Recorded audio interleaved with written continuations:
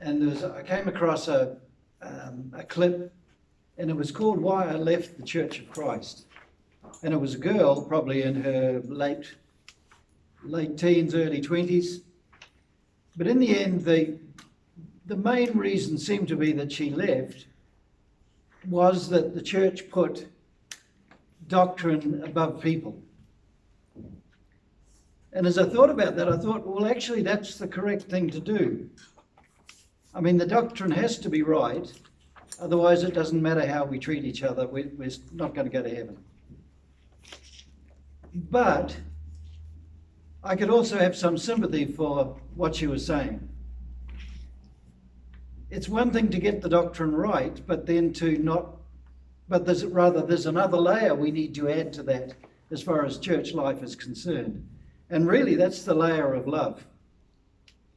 If we get the doctrine right but don't love each other, we may not be lost, but we won't enjoy our salvation. We may put the salvation of other people in danger. We may even put our own salvation in danger. So I think she was wrong to leave the church because of that, but I can kind of understand it. We can help each other a huge amount by loving each other.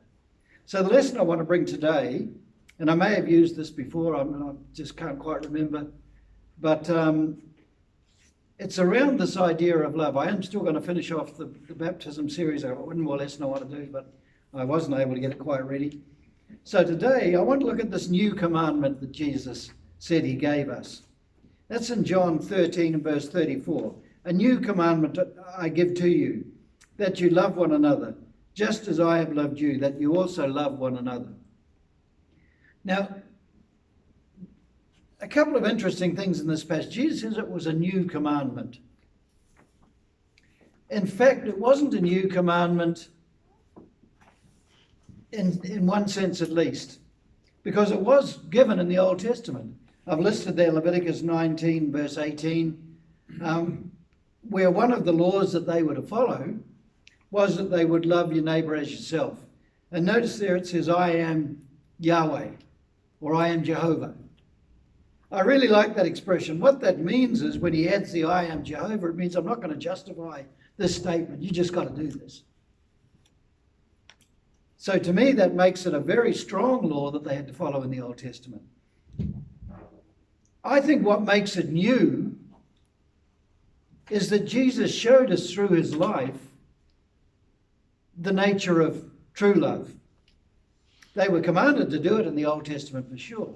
But Jesus really demonstrated it, and he gave us, I think, tremendous motivation for loving each other. I think when we understand what Jesus did for us, we've got no excuse not to love each other. So I want to read John 15, starting verse 12. This is my commandment, that you love one another, just as I have loved you. And I think that's the new part. No one has greater love than this, that someone lay down his life for his friends. You are my friends if you do what I command you. And what he's commanding us in this particular case is to love each other. And then we've got John 15, 17. These things I command you, that you love one another. So there's no doubt whatsoever as we go through the New Testament that while there are a lot of instructions to follow the teachings of Jesus as they were given, and I think that's absolutely necessary. But on top of that, there's also these commandments to love each other. We can't say, well, I don't need to love you because I'm doing what's right. We've really misunderstood what Christianity is about if we do that. And just read a couple more passages dealing with this. Romans 12, love must be without hypocrisy. In other words, the love we have for each other has to be a genuine love. I had a brother-in-law who loved people that he could get something out of. In the end, actually, he was probably murdered. He went into the criminal world, I believe. But he was your best mate if he could get something out of you. As soon as he got what he wanted, you weren't important to him anymore. With our love, it has to be genuine. We have to love each other for the sake of the other person, not because of what we can get out of that person. So love must be without hypocrisy. Abhor what is evil. And I think there he's just saying that false love is evil. It's got to be genuine. Then be attached to what is good, being devoted to one another in brotherly love. The brotherly love there is not the same as the agape love. It's a Philadelphia love, which means affection for each other, like family affection you have for your brothers and sisters, or at least you should have for your brothers and sisters. So being devoted to other, or having a good affection for each other, and then esteeming one another more highly in honour. So we need to treat each other as if we are more, the other person is more important than we are. And that doesn't tend to come naturally. And then Romans 13, owe nothing to anyone except to love one another. And the idea there seems to be that we have a continual obligation to love each other, or to express love to each other. It's not something we can ever pay off, or we can ever do enough and says, well, I've loved you for the last 5 years and that means I don't have to love you anymore. It's a continual obligation. For the one who loves someone else has fulfilled the law. In other words, part of the purpose of the law is to cause us to love each other. And the way we treat each other should be determined by this quality of love. And then in verse 9, for the commandment, you shall not commit adultery, you shall not commit murder, you shall not steal, you shall not covet. And if there is any other command, are summed up in this statement, you shall love your neighbour as yourself. In other words, you shall not commit adultery. Adultery is doing harm to another person, and especially the partner of the person involved. That's not loving a person if you treat them that way.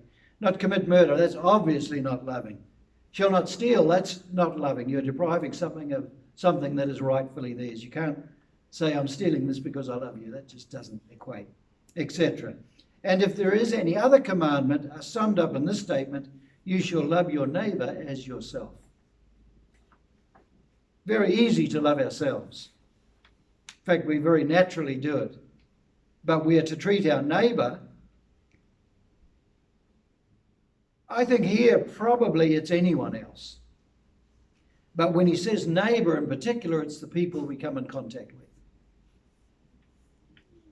Then verse 10, love does not commit evil against a neighbour. Therefore, love is the fulfilment of the law. So if we understand how we're supposed to love each other correctly, then that's the way God wants us to act. He defines it in a lot of other ways, but in the end, the whole aim of the law is to help us love each other. Doesn't mean we can say, well, I'm doing this because I love you, if it's wrong in God's sight. God defines what love is and how love acts. Okay, so what is love? I really like this passage in 2 Peter. Here we've got kind of a spiritual development process. When we become a Christian, we're pretty immature spiritually. We more the values of the world, and so as we live as a Christian, we need to develop spiritual traits, and this really defines those traits. And for this same reason, by applying all diligence, supply with your faith excellence of character. So we begin by diligence, meaning determined to live correctly, and then we build our character. As a result of that, our character becomes more in line with what God would want. And with excellence of character, knowledge. This desire to live correctly and have the right characteristics, we need to have that guided by knowledge. And with knowledge, self-control, self-evident. With self-control, endurance, or patient endurance, this one has. And with patient endurance, godliness. Then on top of all of those, and with godliness, brotherly love, and with brotherly love, love. Now there are two different words there. Brotherly love, as I said, is affection, like a brother and sister should have with each other. So on top of affection, we have love. Is love just a stronger version of affection? I don't believe it is. If we look at 1 Corinthians 13, I think here Paul defines what he means when he talks about love. What actually does God mean when he says you must love each other?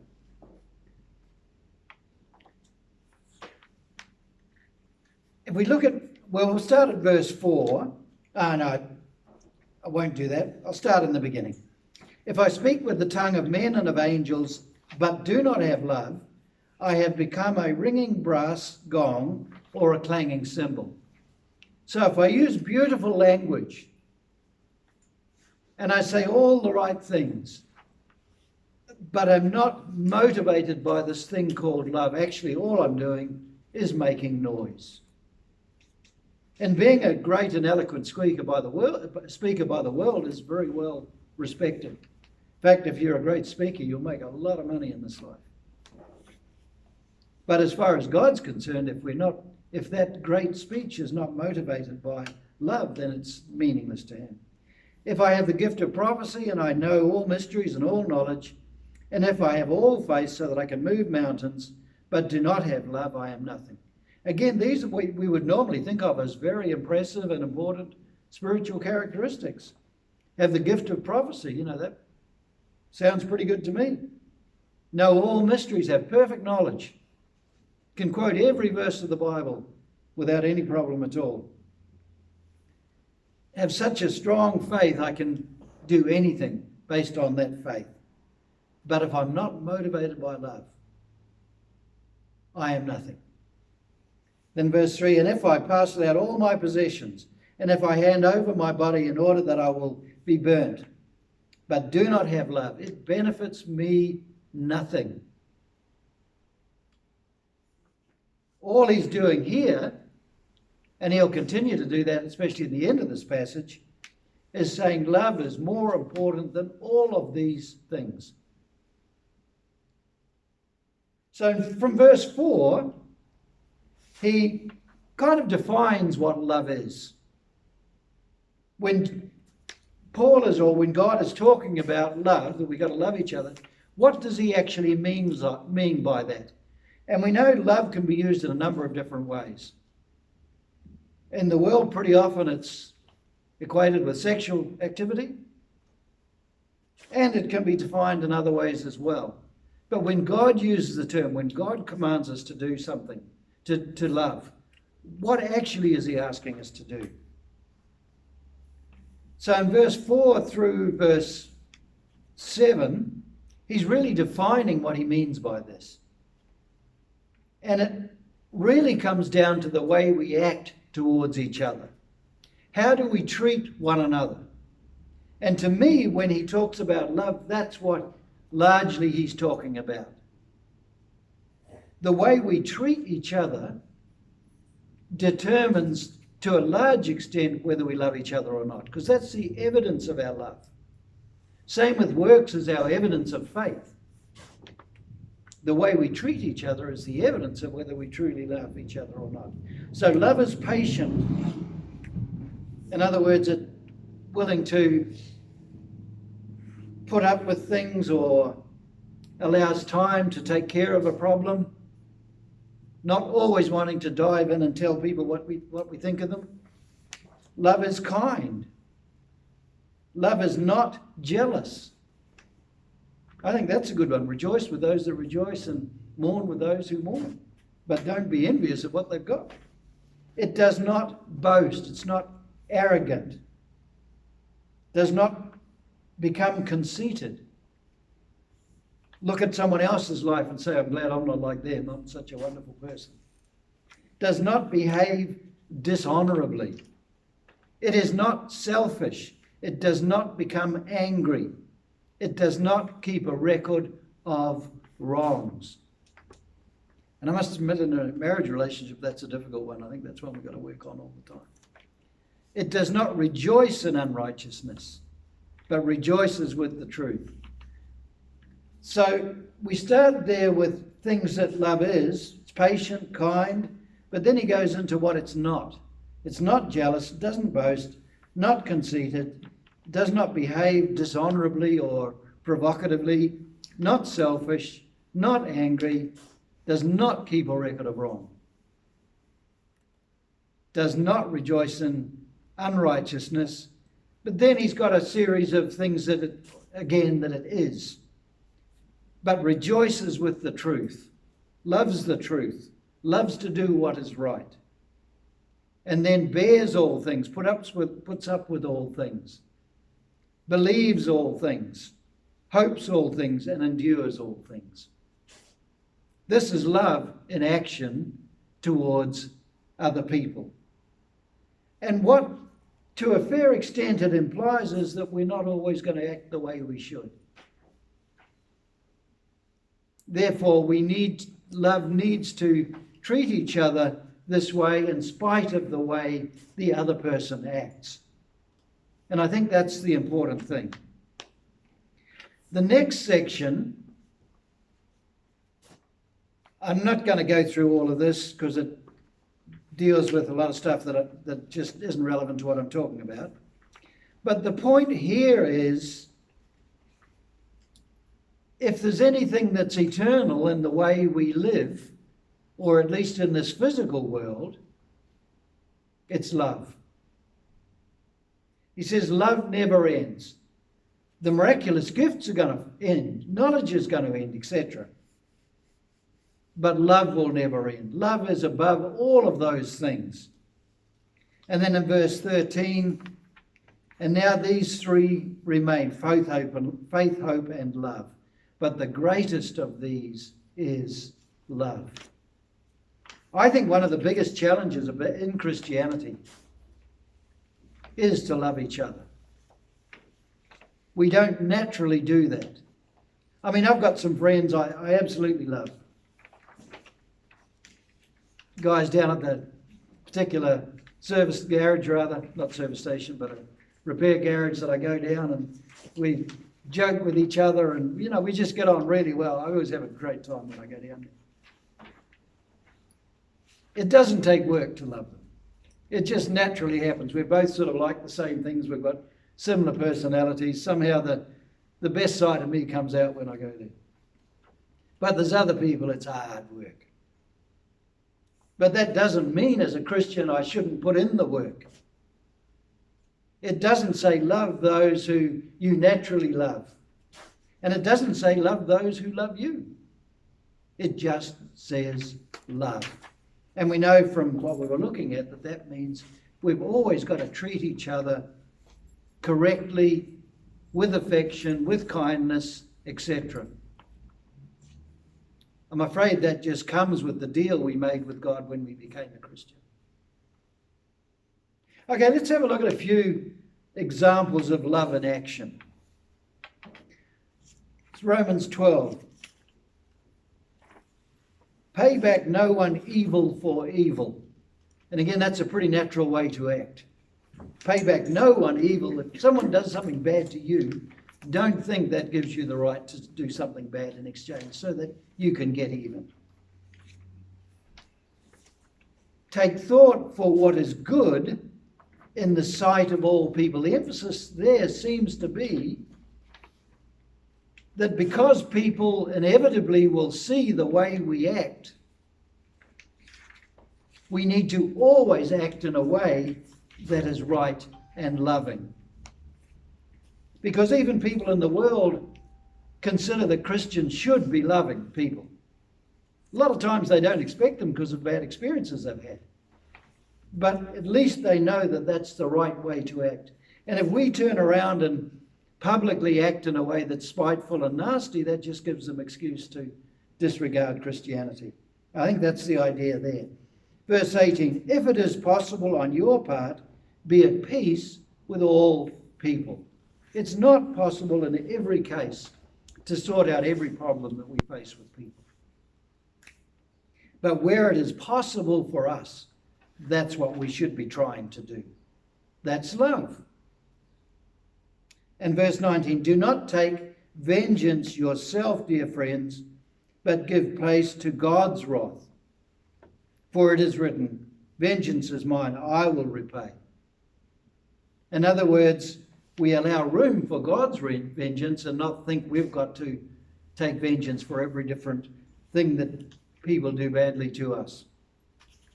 And in verse 20, but if your enemy is hungry, feed him. If he is thirsty, give him something to drink. This is your enemy it's talking about, not your friends, not the people you love, but your enemies. Then for by doing this, you will heap up coals of fire upon his head. In other words, you'll have more influence over your enemy by loving him rather than treating him badly.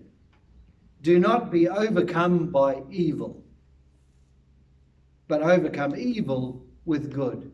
That's what he's talking about when he says you'll heap, by treating our enemies well, you'll heap coals of fire on their head. Don't you be overcome by evil. Don't you be caused by their evil to do evil, but rather overcome evil with good. And there's no better way of doing that by loving not only each other, but even the others we come in contact with outside of the church. Romans 14 and verse 13. Therefore, let us no longer pass judgment on one another. And in general, when the one another is used, it's talking about fellow church members. But rather decide this, not to place a cause of stumbling or a temptation before a brother. I think this is a really powerful verse in determining the way we act and treat each other. So don't pass judgment on one another. That doesn't mean we can't acknowledge that a person is doing wrong. I don't believe that's what it's talking about. But he says, rather decide this. In this situation where something isn't going the way it should, rather decide this, not to place a cause of stumbling or a temptation before a brother. Even in this situation where there's bad going on, there may be some evil actions.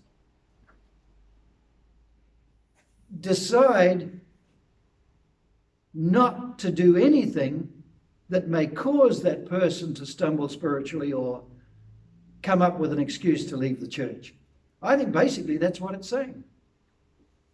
You decide that everything you are going to do in that situation is going to be part of helping that person recover rather than making him worse or helping him be worse. And if we can all do that, I think we'll all make it through. I think that's a tremendous passage and really tremendous advice. Go down to Galatians 5 and verse 13.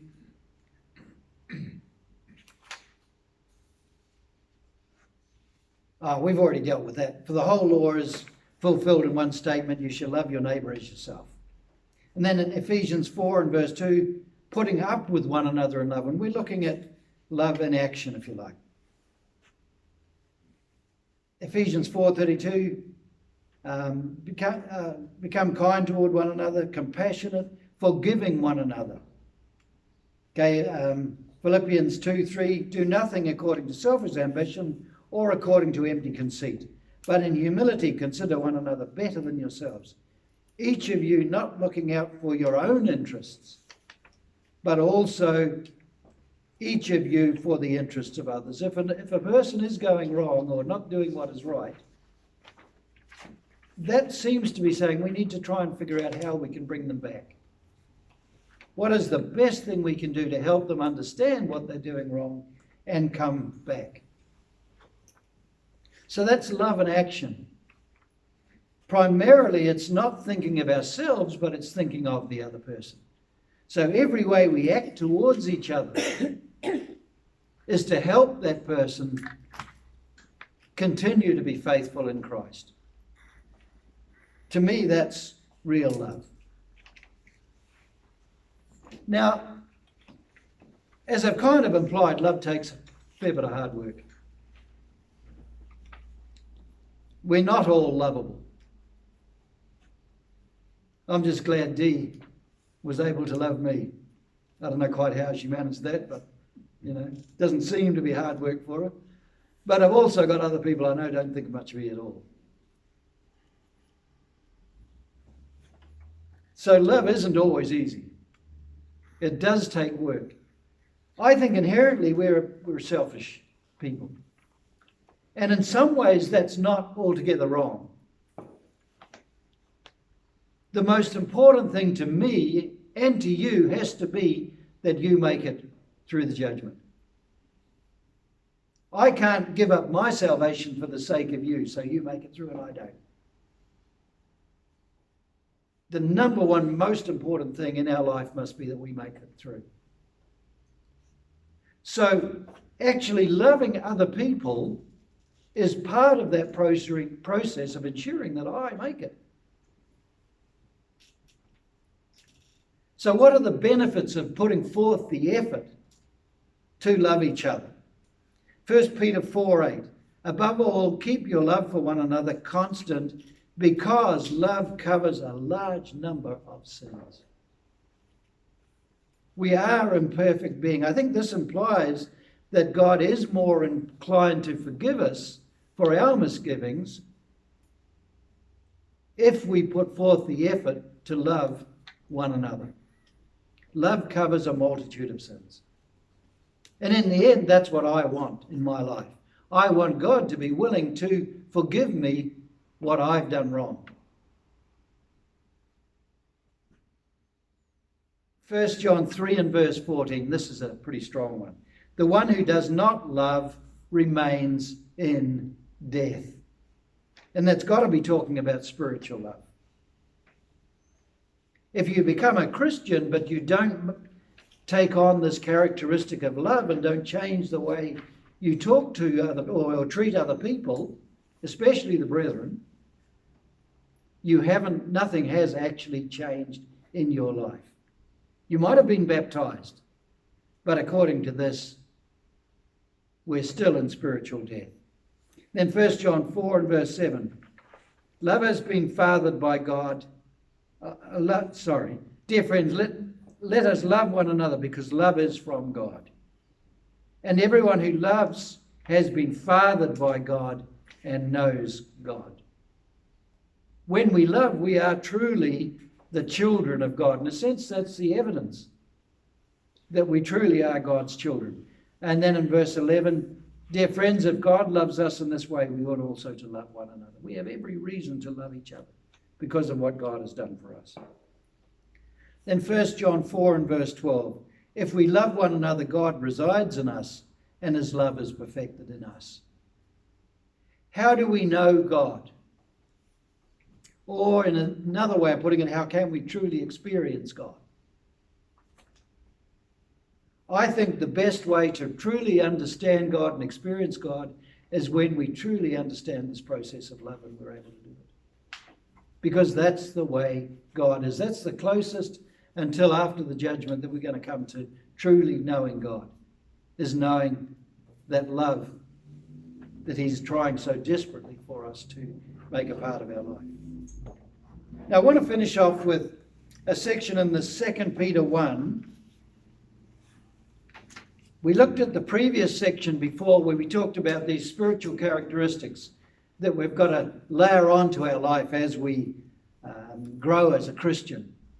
And the pinnacle of that process was love. When we truly can love effectively, in a sense, we have truly become spiritual people. So, and with godliness, brotherly love, with brotherly love, love. So on top of Philadelphia, we've got to have agape. In verse 8 through to the end of this passage is a tremendously important passage for us. It gives me a huge amount of comfort in my life. And if these things are yours and are increasing. So we all start with a certain skill, but as we practice it, we get better and better. For if these things are yours and are increasing, this does not make us useless or unproductive in the knowledge of our Lord Jesus Christ. I don't like the way this passage translates it, or this version translates it, but what its meaning is, we are not useless or unproductive. In other words, even if you're not terribly skilled in other areas, even if you're not the greatest, most spiritual person in the church, if you truly love, your life is not a waste of time. as far as God is concerned. In fact, it's very productive as far as God is concerned. I should admit, because of my problems, I've gone through stages where I have felt like I'm a bit of a waste of space. I don't say I feel that now, but I've gone through stages in my life. When you look at all my successful mates and how good they were at sports and I couldn't hardly kick a ball, it doesn't actually encourage you that much, you know. But when I became a Christian and I read this passage, I thought, you know, I can do that. I may not be able to run 100 yards in 10 seconds or score a winning goal or even kick a soccer ball. I was in the soccer team. Me and another guy vied for being the worst player on the team. Literally, believe me. I probably had more own goals than anyone else. Okay, Dee's pointing to a watch. So if these things are yours and are increasing, this does not make you useless. You are not useless or unproductive. To me, this is something we can all do if we put in the effort. And then as far as God is concerned, we are a useful and productive part of his family. For the one for whom these things are not, I'll drop down to verse 10.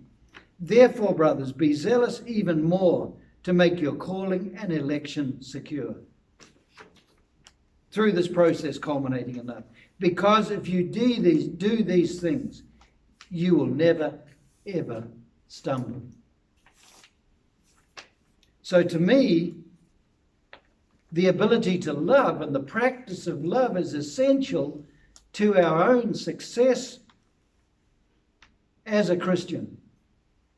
How do we prevent ourselves somehow being influenced by all the negative things that come across regarding Christianity and the church? How do we prevent those influencing us and causing us to fall away? Ultimately, the way we do that is truly perfecting this practice of love. Genuinely loving each other. As Dumbledore said, love is the most powerful force in the universe. And I believe absolutely it is. You can change more by love than you can by force. And as a Christian, that should be what we are devoted to. Okay, thank you.